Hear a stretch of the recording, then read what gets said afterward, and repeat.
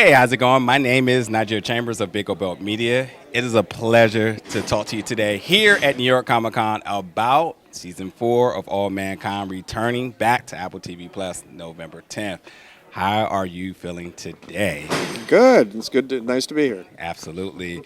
Thank you so much for the show. It's one of my favorite shows. And again, in the light of the strike, this presents a very unique opportunity to talk to other folks involved with the project. It was just a blessing to talk to the BLT folks and just kind of learning a lot about the production design and so on. But for you, I definitely have a lot of questions. And the first thing I want to say is your cast, just community, family. I met them in virtual interviews. I met them in other different mixers and everything, and it's just so tight-knit. Yeah. It's love, which we see that on television, which is why, as fans, we're so invested into the plot, into the family dynamics, into interjecting ourselves into this history we've written.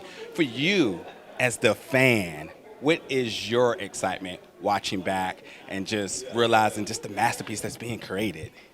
Oh, it's really exciting, especially because of the format of the show and jumping ahead a decade each time. Yeah. And it's just something I've never seen another series do. Yeah. So I get a lot of pleasure and a lot of pride just watching us do something that nobody else really does, and to see the evolution of these characters, to watch the world change, to watch technology change, and to have pop cultural moments that some are the same and some are different. I love all that aspect of the show, so I find it as a fan just very gratifying, that aspect. Yeah, I thought it was hilarious that reality TV is such a staple in this season, right? It's like, of all the evils we could have got rid of, this one is eternal. This one's not going away.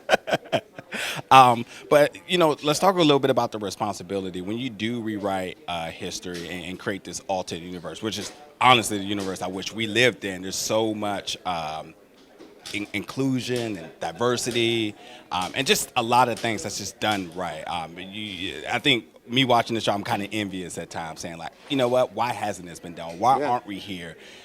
Whether it's technology or as again inclusion and so on. But for you, can you talk about like the responsibility in doing so, and would you also even add a narrative about the responsibility with doing so? Yeah, it's something we do take seriously. We spend a lot of time in the writers' room at the beginning of every season saying, okay, this is the era that we're going into.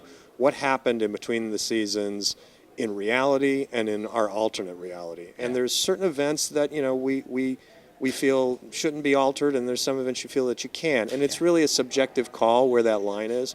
But we feel an obligation to not, do something historically false. We try to do it, even if we've made a change in it, we want it to feel historically true. This could have happened. It could have gone this way.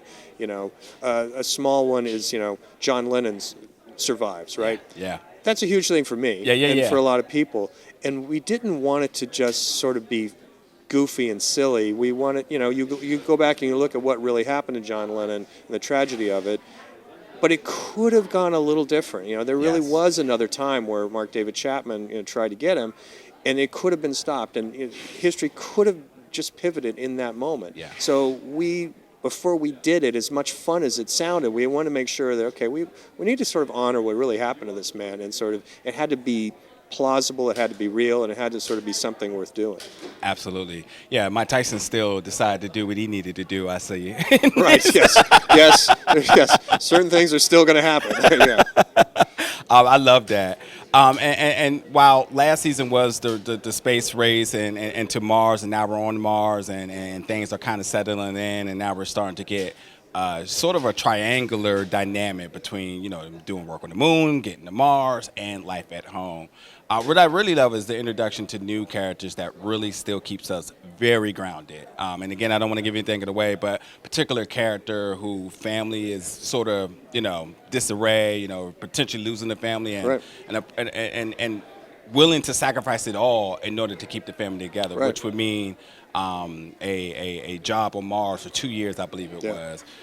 Can you talk about keeping, as much as we're evolving and expanding and going deeper and farther, can you talk about still having these grounded characters as an important factor to the season? Yeah, it was important to us that even though we're on this fantastical journey, a lot of things are changing and changing for the better. We're still human beings. We're still going to have problems, and we're still going to take a lot of those problems with us out into space. And the character you're talking about, Miles, was a really interesting opportunity to sort of say, well, not everything is solved on Earth. Earth is not a paradise yet. You know, they still have these real issues of employment and family and how people just survive in a changing economy.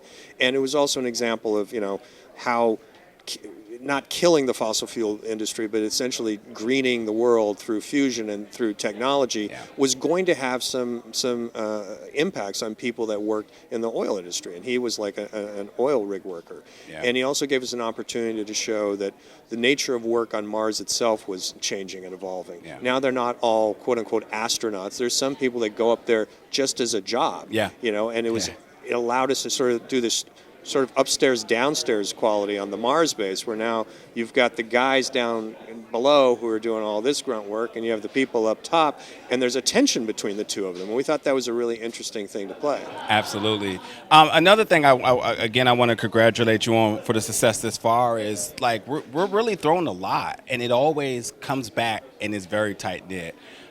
You know, we're dealing with personal characters, dealing with mental struggles, change in careers. We lose some characters pretty early. Things happening on Soviet grounds. And with that, again, you have an overall arching plot, but then you have these very personal connection to these characters. How do you execute the come home movement, shall I say, when it's all said and done for the season? How do you bring it all together? What's sort of just the mindset, or how do you approach the season? Do you start at the end and roar back? Just kind of wondering how you always start. How do you do this? I mean, you start the season with an idea of where it's going to end up by the end. You know, even if that target changes and moves, and it does, we have to be sort of free as storytellers to decide that we thought we were going here, but it's actually going to be a little bit over there.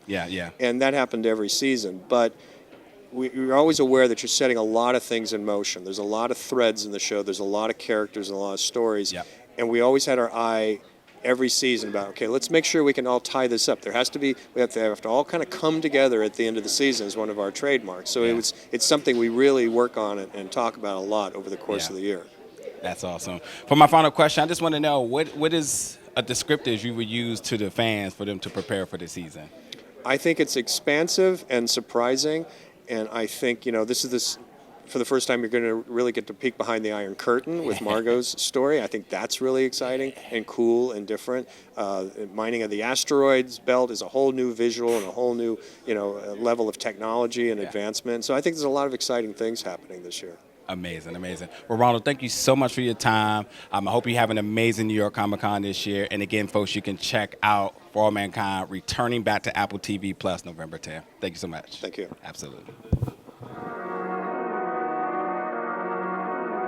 I